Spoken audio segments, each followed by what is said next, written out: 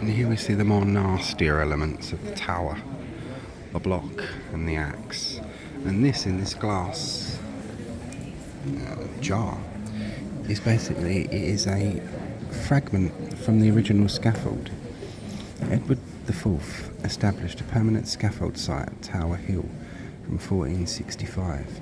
Over 100 people were executed there over the centuries, mostly in the 15th century.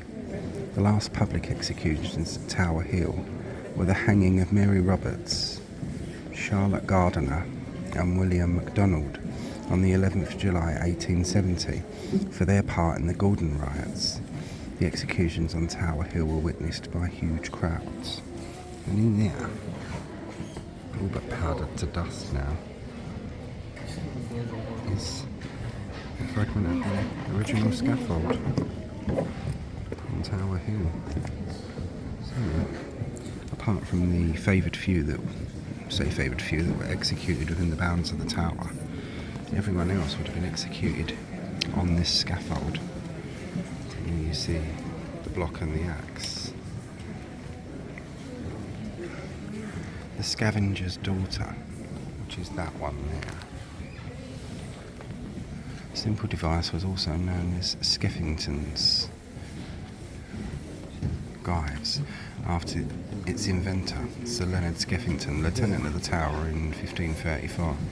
It was said it could compress the body so much that the blood was forced from the nose and ears.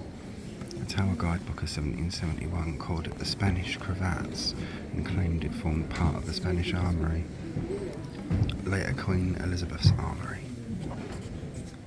So that's that nice little film. All heart, weren't they, back in those days? Executioner's mask, although Victorian visitors were told that it was worn by the executioner at the tower, this mask is probably a recycled scold's bridle, originally used to punish gossips. It is most unlikely that it was an executioner would have worn an iron mask. That's that one. Block and axe we've seen. Prisoners of noble birth found guilty of treason were beheaded with an axe. This oak block weighs 56.7 kg, it's 125 pounds. Its curved cutouts accommodated the head and upper chest, exposing the neck. According to tradition, it was used at the last public beheading on Tower Hill. Simon Fraser, 12th Baron Lovat, on the 9th of April 1747. The axe dates from the 16th century and weighs 3.2 kg, 7 pounds.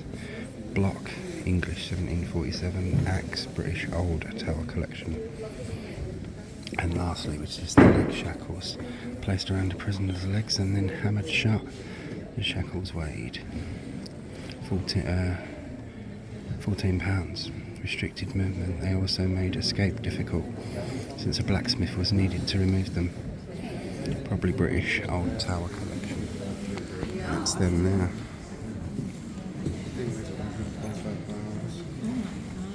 And our next really dark object is from the Second World War, and it is the last person to ever be executed at the Tower of London, which is Joseph Jacobs. He was a Second World War spy. He was a spy? And he was the last person to ever be executed at the Tower by a firing squad in 1941. And it was done in this chair. He was sat in this chair. Very brave man. Very, very brave man. Give him his due. Refused a blindfold and said to the officer at the tower, "I don't suppose you'll shake the hand of a spy?" And the man in charge of the firing squadron, he went, "No, but I will shake the hand of a very brave man." And they sat Joseph Jacobs down. The firing squad fired, and that's what blew out the back of the chair. The final shots fired at Joseph Jacobs. Some people, Joseph Jacobs' granddaughter or great-granddaughter, do not like this item being on display, but it is a piece of history and you can't hide from the past.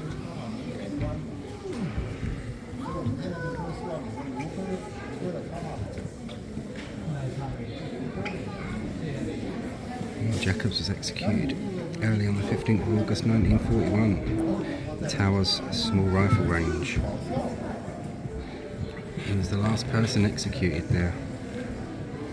This is about the Windsor chair. And then you've got the bolt action. The Scots Guard soldiers in the firing squad drawn from Tower Garrison were armed with the Lee Enfield rifles when they executed Jacobs. The Lee Enfield rifle was the principal weapon of the British infantry soldier from the late 19th century until the 1950s. And that was the Lee Enfield rifle. It took the life of Joseph Jacobs.